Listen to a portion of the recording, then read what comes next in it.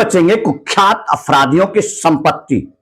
भारत के इतने सालों के प्रयास के बाद जो भारतीय दंड और न्याय संहिता 2024 आई है, जिसके बीएनएस के तहत 107 की धारा है, वो पूर्ण रूपेण अधिकार देती है कि उन आतताइयों को, उन अपराधियों को जिन लोगों ने अवैध संपत्ति एकत्रित किया है, खास करके मैं आपको साफ कर दूं कि यहां पर माननीय डीजीपी बिहार विनय साहब के द्वारा जिस तरह से साफ शब्दों में आकर निर्देशित किया जा रहा है, बिहार के जनमानस को बताया जा रहा है कि आप अगर जगेंगे, आप अगर हमें सूचित करेंगे तो आयोग को भी इतना अधिकार दिया जाएगा कि उन तमाम लोगों की संपत्ति जब्त कर दी जाएगी। लगभग 5 साल के मेरे लड़ाई और संघर्ष में जिस प्रकार से आपने देखा है कि विधायक संजीव के तमाम गुर्गे जो अथाह संपत्ति के मालिक हो चुके हैं, जो कि साइकिल की सवारी से फर्जवर तक पहुंच रहे हैं, अब उनकी खैर नहीं। बात बलिया की है, बात बेगूसराय जिला अंतर्गत बलिया की है, जहां का कुख्यात दहशतगर्द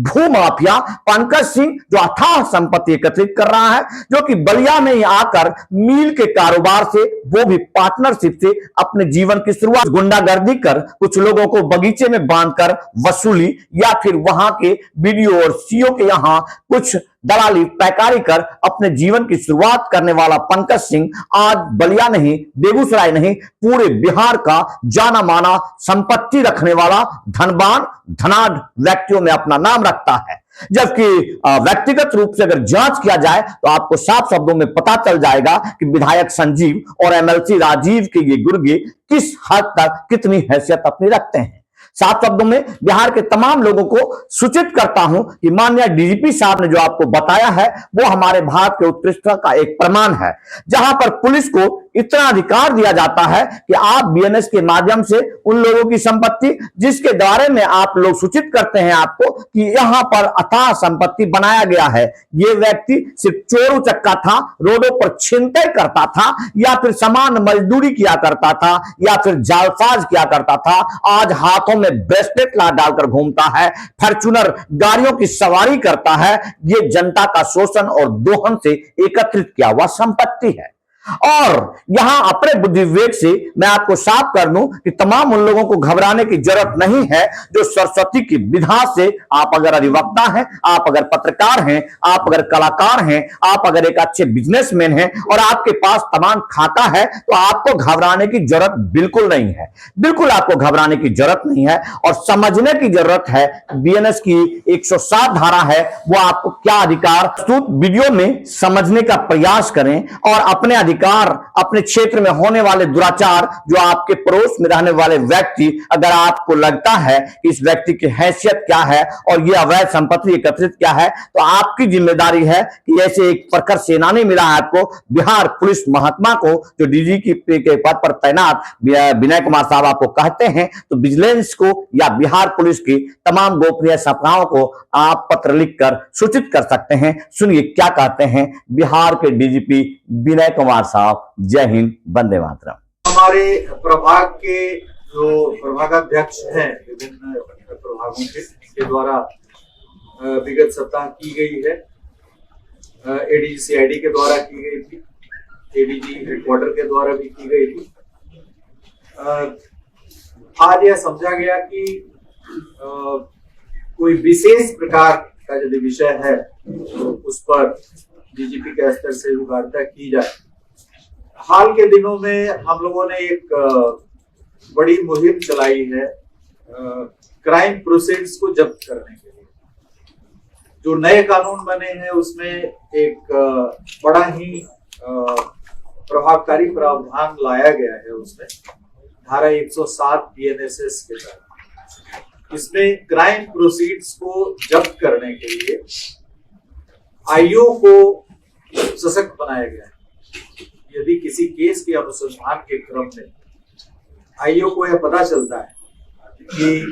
अमुक व्यक्ति ने अपराध के माध्यम से संपत्ति चल या अचल अर्जित की है, तो आईओ को यह पावर दिया गया है कि आईओ अपना एक प्रस्ताव तैयार करके संपत्ति को चिन्हित करके उसकी विशिष्टियों का उल्लेख करते हुए, और न्यायालय में उसमें भी ऑप्शन है, कोर्ट भी लिखा हुआ है, कोर्ट हैविंग जुरिसडिक्शन भी लिखा हुआ है, ट्रायल कोर्ट यदि ट्रायल चल रहा है केस का, ट्रायल के स्टेज में है तो ट्रायल कोर्ट में भी दे सकता है। तो इसमें कई ऑप्शंस है, depending on the stage of the case. विभिन्न न्यायालयों में वो अपनी अर्जी दाखिल कर सकता है कि क्राइम से अर्जित अपराध जनित संपत्ति जो उन्होंने चिन्हित किया है उसको अटैच करने के लिए, पूर्व करने के लिए। इसके पूर्व जो अपराध जनित संपत्ति की अटैचमेंट की कार्रवाई थी वो काफी लंबी प्रक्रिया थी नए कानून आने के पहले। उसमें आप जिला के स्तर पे चिन्हित करते थे संपत्ति को, फिर जिला स्टेट के लेवल पे आर्थिक अपराध इकाई को नोडल बनाया गया था। आर्थिक अपराध इकाई में प्रस्ताव आता था राज्य के विभिन्न जिलों से। आर्थिक अपराध इकाई फिर उसकी वेटिंग करके एनफोर्समेंट डायरेक्टरेट जो एक केंद्रीय संस्था है वहां भेजती थी, और ईडी के स्तर से जो शेड्यूल्ड ऑफेंसेस में शेड्यूल ऑफेंसेस के अंतर्गत आते थे उसमें कार्रवाई होती थी। तो इसमें टाइम भी अधिक लगता था, ईडी की अपनी प्राथमिकताएं रहती हैं। तो नए कानून में इसे व्यापकता प्रदान करने के लिए आईओ को सशक्त बनाया गया है कि आईओ अनुसंधान के क्रम में यदि पाते हैं कि किसी अपराधी के द्वारा अपराध के माध्यम से कुछ संपत्ति अचल संपत्ति अर्जित की गई है तो उसको अटैच करने के लिए, और प्रक्रिया को भी काफी सरल रखा गया है कि वो प्रस्ताव न्यायालय में समर्पित करेंगे, न्यायालय नोटिस इशू करेगा, 14 दिन का समय देगा